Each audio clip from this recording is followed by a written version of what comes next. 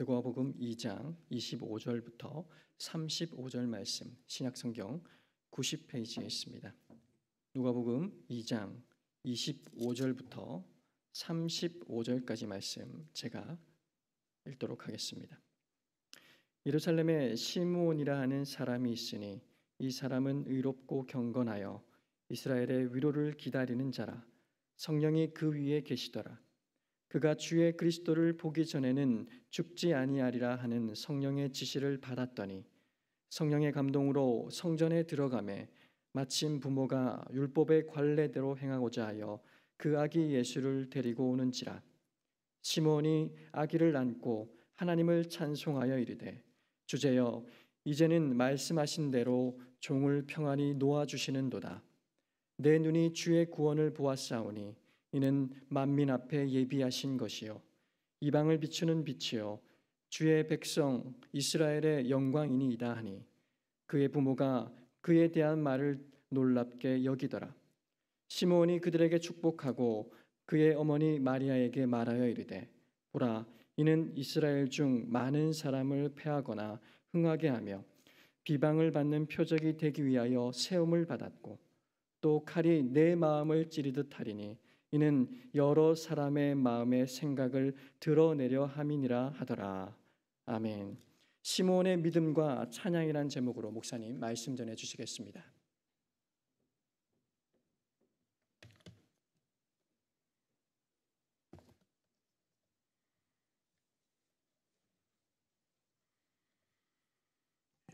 마태와 누가는 예수님의 탄생에 대해서 자세하게 기록을 했고 우리는 마태와 누가복음에서 예수님 탄생에 대해서 알고 있습니다. 누가복음 1장과 2장은 예수님 탄생과 관련해서 찬양이 나오는데 5번 나옵니다. 엘리사벳의 찬양, 마리아의 찬양, 사가랴의 찬양, 천사들의 찬양, 시므온의 찬양, 이 5번의 찬양이 나옵니다. 마리아의 노래는 마그니피캇이라고 말하는데 마리아의 찬양은 그 말이 찬양하며라는 말의 라틴어입니다. 사가랴의 노래를 베베딕투스, 이 말도 찬송하리로다. 마리아나 사가랴 모두가 찬송한다 이렇게 시작했고 시므온의 노래는 눅 디미티스인데 이 말은 우리 성경에서 29절에 보면 주제여 이제는 이 말의 라틴어입니다. 모두가 예수님 오심을 찬양한다.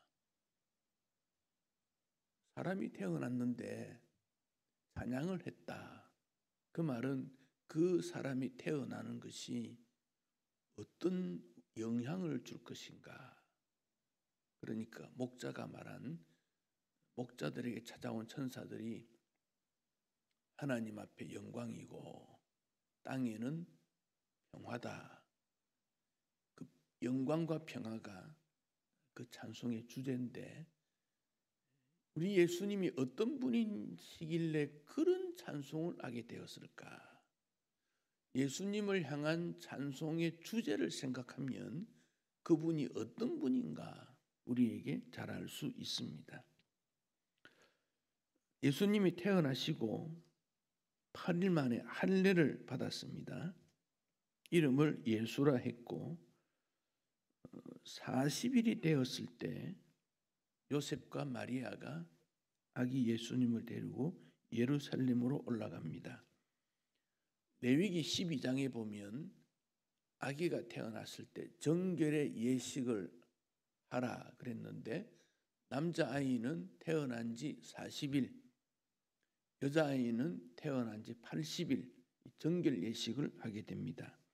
그러니까 요셉과 마리아가 예루살렘에 올라간 첫째 목적은 율법에 따라 정결 예식을 하기 위해서 그 정결 예식에는 번제와 속죄제 두 가지 제물을 올려드리는데 번제의 목적은 감사와 헌신이고, 속죄의 의미는 혹시 출산하는 전 과정에서 하나님을 기쁘시게 하지 못한 일은 없지 않을까, 그런 마음에서 부정한 것들을 제거하기 위해서 감사, 헌신, 죄의 용서, 이런 의미에서 결례를 행하게 됩니다. 또 하나 이유는 예수님은 다윗 자손입니다. 유다 지파입니다. 그래서 5 세겔을 올려드리는 그런 목적이 있습니다. 그 성전에 올라갔을 때 나타난 일이 오늘 본문에 있는 시몬을 만났다 하는 겁니다. 시몬. 36절 이하에는 안나라 하는 할머니를 또 만나는데, 시몬과 안나를 만났는데 오늘 읽었던 본문은 시몬을 만났다 하는 내용입니다. 시몬은 아주 평범한 이름이지요. 야곱의 12아들 가운데 둘째 아들이 시몬입니다. 시몬. 베드로도 시몬 베드로, 시몬이라는 이름의 뜻은 하나님이 들으셨다, 우리의 기도를 들으셨다, 우리의 간절한 마음을 들으셨다, 시몬입니다. 시몬이 어떤 사람인가? 25절에 보면 의롭고 경건한 사람, 그리 말했습니다. 의롭고 경건한 사람. 시몬은 평생토록 의를 추구하고 경건을 추구했다, 그런 뜻입니다. 우리 성경에서 보면 의롭다는 사람 아무도 없다 그랬지 않습니까? 그럼 이 의롭다는 말은 무슨 말입니까? 착하고 선하다, 혹은 원칙에나 기준에서 모자람이 없다, 하나님의 기준에서 부족함이 없는 사람, 그가 시몬이었다는 것입니다. 경건하다는 말은 신중하고 주의를 집중해서 자기 행동을 잘 조절했던 사람. 그러니까 의롭다는 것은 하나님 말씀에 대한 순종이고, 경건하다는 말씀은 자신의 삶을 늘 점검해 보았다, 그런 뜻입니다. 우리가 시므온처럼 나의 삶이 어떤가를 잘 살펴볼 필요가 있습니다. 인간의 의로움으로 구원받는 것이 아니다 하는 점을 알고 예수 십자가의 구원에 감사하고 더욱 경건해 가는 것, 더욱 경건해 가는 신앙생활을 성화, 그렇게 말합니다. 성화. 완전하지는 않지만 계속적으로 생각, 말, 행동, 섬김, 모든 일이 점점 더 거룩해져 가는 것. 그래서 나이가 들었다, 이 말은 단순히 우리 세포가 이렇게 어떻게 해서 늙었다, 판단이 부족하다, 그런 뜻으로 여기지 않습니다. 성경에서는 성화되어 간다. 야곱이 그렇습니다. 젊을 때는 욕구가 강하고 어떤 목표를 두면 반드시 이루어야 되고, 그래서 속였고 속임을 당하고 치열한 경쟁 속에 살았는데, 나이가 많아서 돌아보며 내가 참 잘못 살았구나, 험악한 세월 살았구나, 그러면서 점점 성화되어 가면서 마지막에는 12아들들을 다 축복하고 요셉에게 마지막으로 품에 안겨서 죽어가는 그 모습을 볼 때는 야곱이 그렇게 세상적인 인생이었지만 성화의 모습을 잘 보여주는 모습입니다. 시몬이 어떤 사람인가? 25절에 보면 이스라엘의 위로를 기다리는 자, 그리 말했습니다. 그 당시 이스라엘은 로마의 지배를 받고 있었습니다.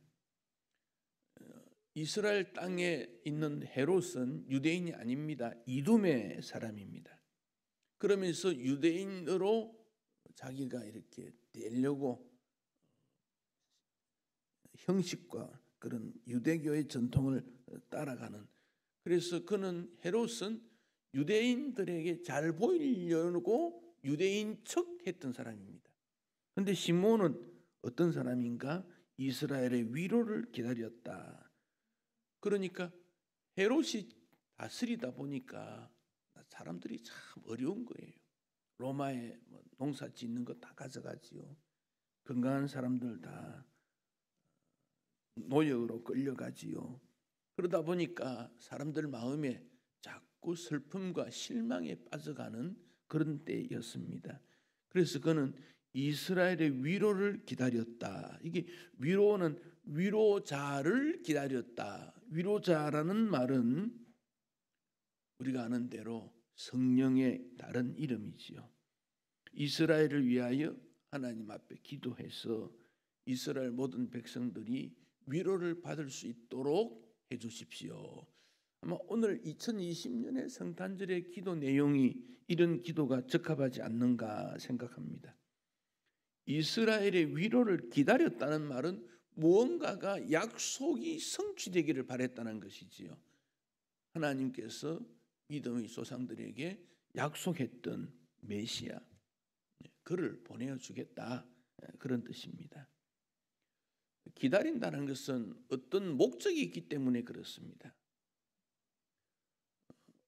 한문에 학수고대라는 말이 있지요. 목이 쭉 빠질 정도로 애타게 기다리는 모습, 누군가를 기다립니다.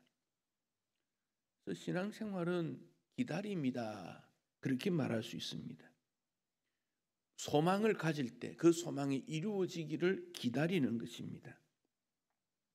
아침에 가족들이 학교나 직장에 가면 어머니 혹은 아내는 가족들이 돌아오기를 기다립니다. 오늘도 안전하게 맡은 일 잘하고 돌아오도록 기다리는 마음이지요. 그러다가 퇴근하게 되면 반갑게 환영하지 않습니까? 사랑하는 사람 헤어졌을 때 다시 만나기를 기다립니다. 직장에 다니는 사람은 월급날을 기다릴 것입니다. 혹은 승진하기를 기다릴 것입니다. 자녀를 군에 보냈다면 거기서 어떻게 지냈을까? 겨울에 어떻게 지냈을까?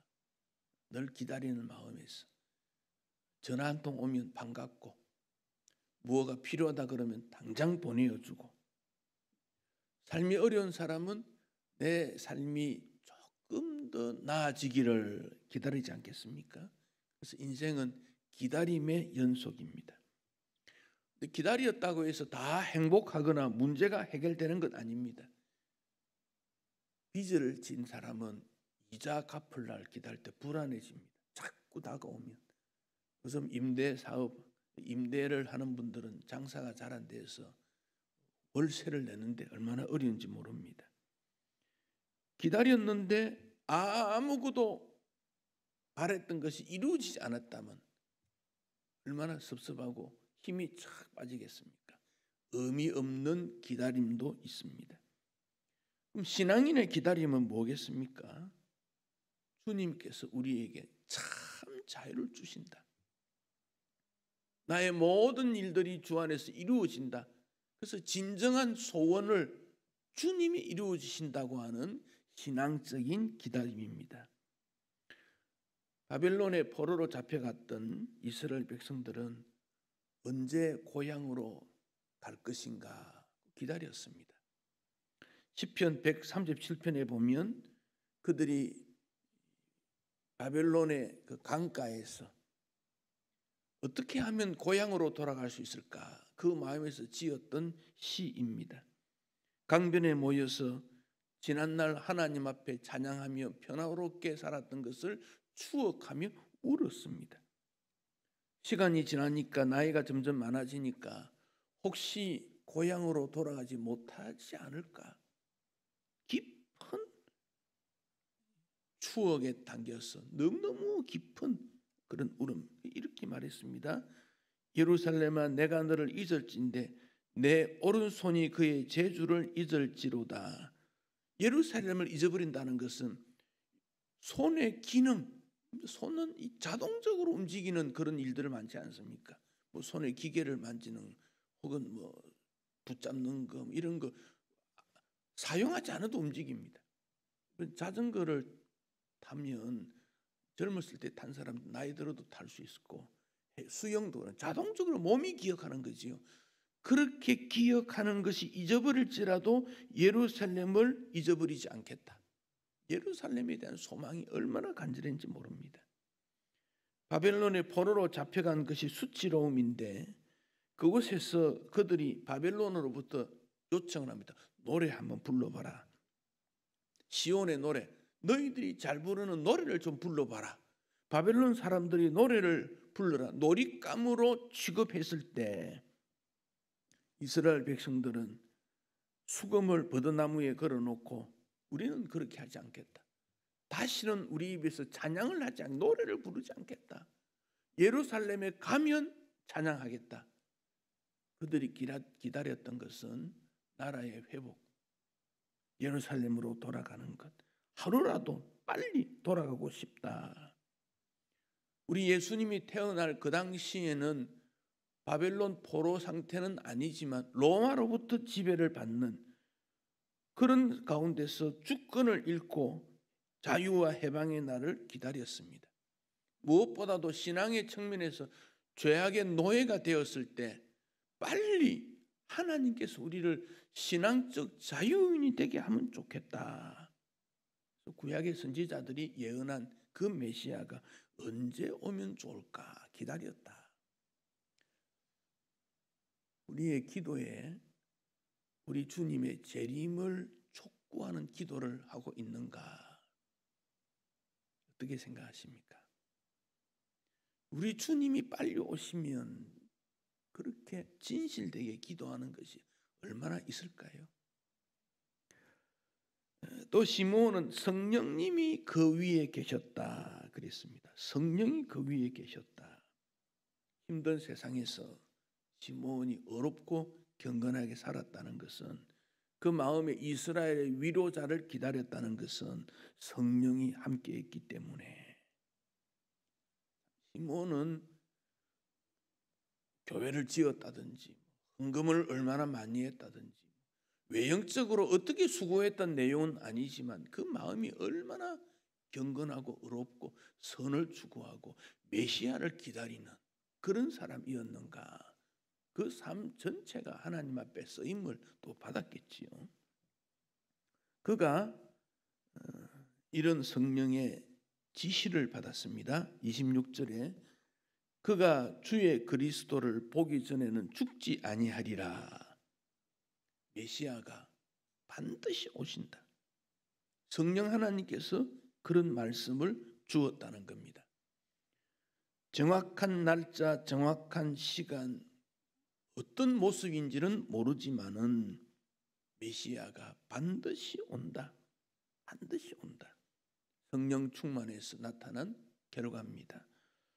오늘 우리가 성령의 충만함을 받으면 오늘 현실적으로 이루어지지 못한 신앙 안에서의 소망, 천국을 사모하는 마음, 이게 일어납니다. 성령 안에서 일어난 일들입니다. 성령이 충만하면 물론 예수님의 성품으로 닮아가는 그런 변화도 일어나고 전도의 열매도 있고, 그러나 그 사람에게는 천국에 대한 간절한 소망, 미래에 일어날 하나님 나라 앞에서의 일들, 그런 꿈들을 가지게 되지요. 그렇게 시몬이 하루하루 살아가는데 어느 날 성전에 올라갔습니다. 마침 요셉과 마리아가 아기 예수님을 안고 만나게 된 것입니다. 시몬은 요셉과 마리아에 대해서 모릅니다. 서로 한 번도 만나본 적이 없습니다. 시몬이 뭐 랍비입니까? 아닙니다. 제사장도 아닙니다. 서기관 바리새인 아닙니다. 평범한 노인입니다. 하나님 앞에 그런 기도를 드리는 중에 예수님을 만나게 되었다. 놀라운 일이지요. 성령의 역사는 정말 놀랍습니다. 오늘도 우리에게 일어나는 모든 일들이 성령의 역사를 통해서 우리는 일이 이루어지기를 소망하는 것입니다. 이제 우리는 예수님의 재림을 기다리는데 예수님 재림에 관하여 마태 24, 25장은 분명히 말씀을 하면서 마태 25장에서 세 가지 비유를 줬지요. 열처녀, 달란트, 양과 염소. 열처녀 비유는 신랑이 밤중에 온다. 깨어 있어야 된다. 깨어 있으라. 그 말이지요. 달란트 비유는 열심히 일해라. 충성입니다. 양과 염소의 비유는 섬기며 봉사하되 특별히 사랑으로 섬기고 봉사해라. 깨어 기도하고 맡은 일에 충성하고 사랑으로 섬기면서 예수님의 재림을 기다려라.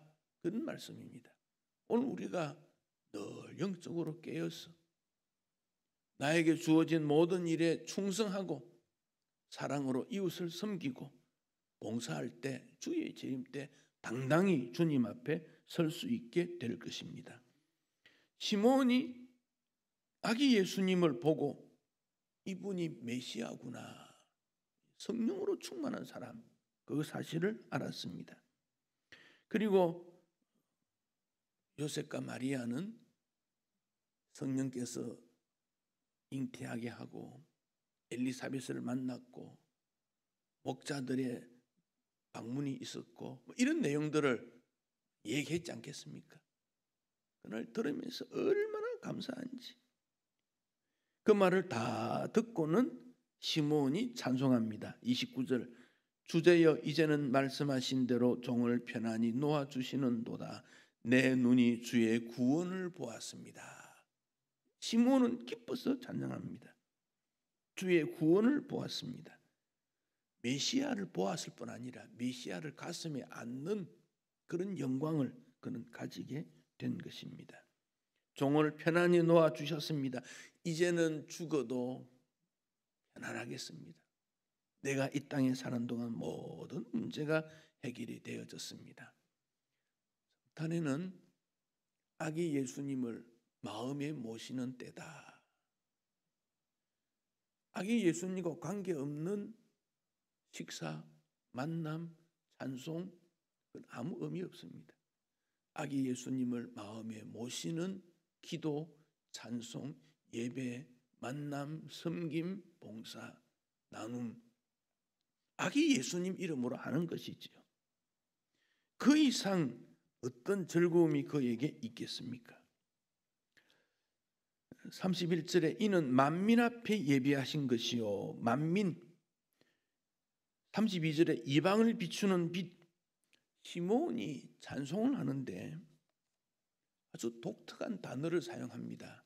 만민, 이방이라는 단어입니다. 그 당시 유대인과 이방인은 하나가 되지 못했습니다. 유대인 이방인을 뭐라고 합니까? 지옥의 불쏘시개 같은 존재. 함께 식사도 하지 않습니다. 그런데 시몬은 만민 앞에 예비된 것, 이방을 비추는 빛이 바로 메시아다 그렇게 말했습니다. 유대인만의 메시아가 아니고 만민에게 모든 이방 사람 소외받고 가난하고 무시당하고 가난하고 가진 것 없고 늘 힘들었고 늘 수고했고 늘 편안이 없는 그들에게도 주님께서 주가 되시고 그들이 빛을 발하게 되고 그들이 주님을 만나게 될 것이다. 놀라운 메시아적 예언을 찬송을 시몬이 하고 있습니다. 우리 예수님은 온 세상의 구주이시고 구원받지 못할 자 아무도 없다. 그 복음을 오늘 우리가 받아들였고 전하는 일이지요. 그리고 요셉과 마리아를 축복합니다. 33절에 그 부모가 요셉과 마리아가 시몬이 예수님에 대한 말을 듣고 놀랍다. 야, 어떻게 이런 일이 있을까? 놀랍다. 축복했다. 그렇습니다. 그리고 34절에 그들에게 축복하고 마리아에게 네 가지 예언적 말을 하게 됩니다. 34절 보라 이는 이스라엘 중 많은 사람을 패하거나 흥하게 하며 많은 사람을 패하거나 흥하게 하며, 즉 예수님 때문에 구원받고 또 예수님을 믿지 아니함으로 말미암아 심판을 받게 될 것이다. 예수 믿고 구원받고 영생에 복받는 것이 얼마나 중요한 일인가 하는 것을 알게 됩니다. 두 번째, 비방받는 표적이 되기 위하여. 비방받는 표적, 예수님을 영접하지 않는 사람은 패하게 될 것이다 하는 것입니다.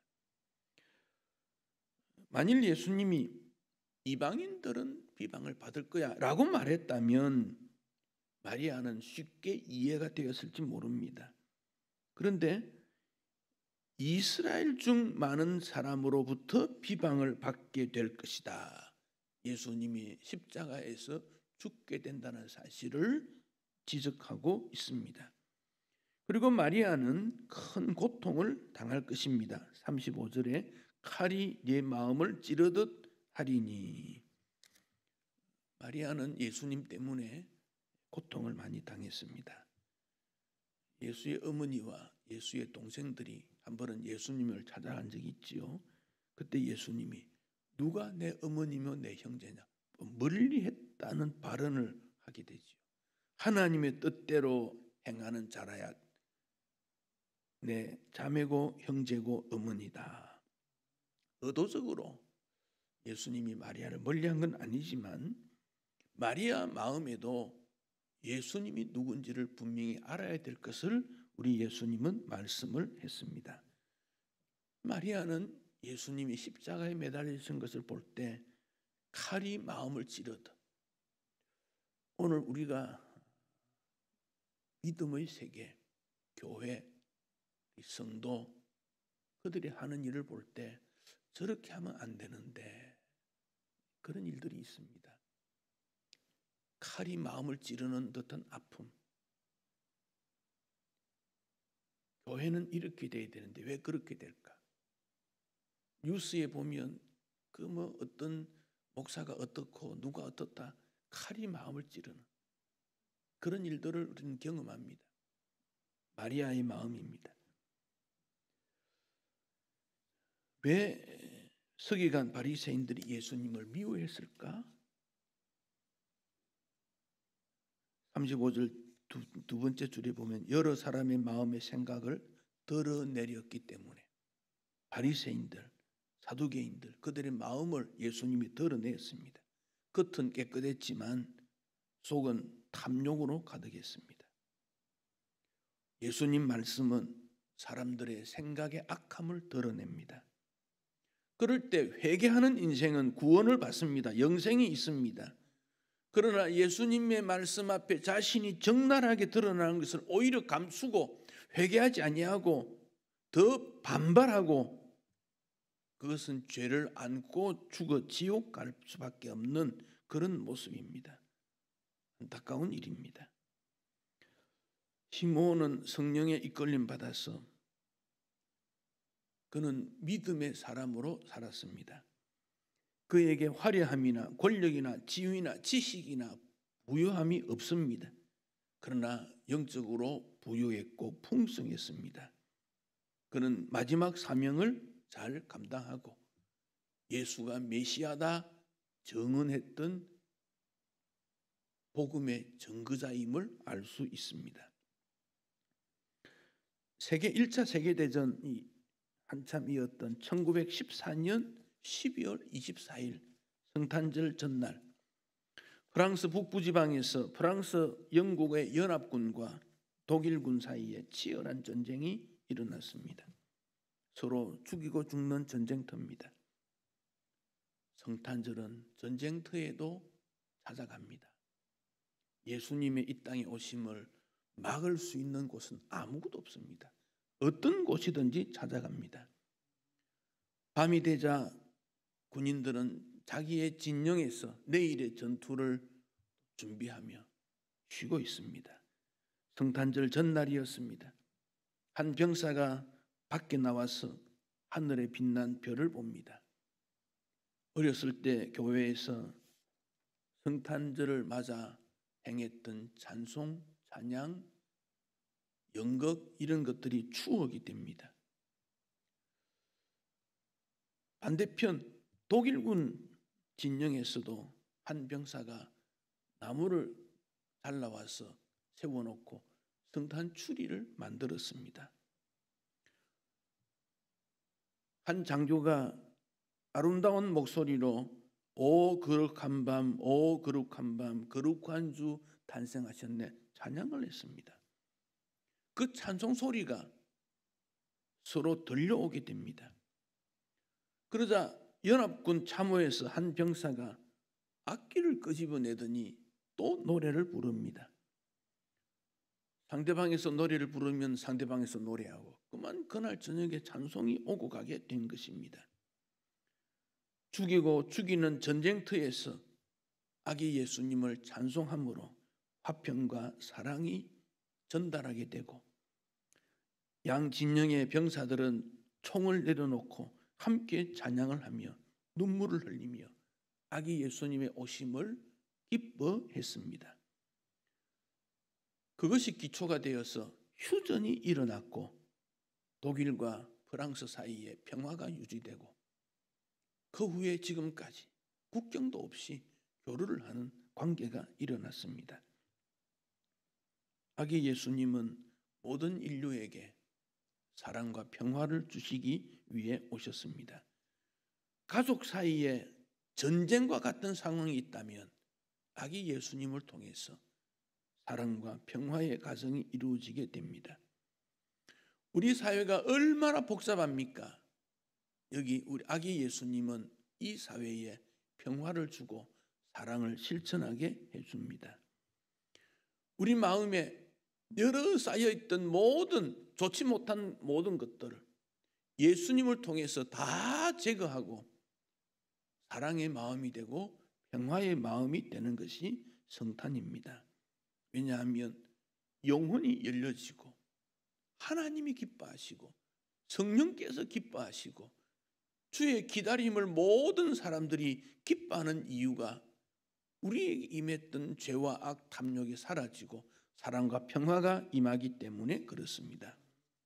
시몬의 찬양은 메시아가 누군가 하는 점을 분명히 보여주고 그 메시아의 십자가 죽음이 이 땅에 평화가 온전히 이룬다는 것을 오늘도 노래하고 있습니다. 우리는 무슨 노래를 부르겠습니까? 어떤 가사로 주님을 맞이할 수 있습니까? 올해는 코로나라는 것 때문에 성탄의 모양도 많이 달라집니다. 그렇지만 우리는 주님이 이 땅에 오신 것을 부인할 수 없습니다. 우리 마음에 모시고 아기 예수님을 가슴에 안고 그분을 찬양하고 앞날에도 그 메시아를 통하여 이 땅의 모든 문제가 해결될 것을 기대하며 주님을 높여야 하겠습니다. 그 주님은 우리를 편안하게 해주십니다. 구원의 역사를 일으키십니다. 우리의 모든 문제가 해결되는 길을 여셨습니다. 이 주님이 여러분 마음속에, 여러분 가정에, 우리 사회에 우리의 모든 문제를 해결하고 평강을 주시는 주님이 오셨다는 이 사실에 감사하고 마음에 모시는 성탄이 되시기를 축복합니다.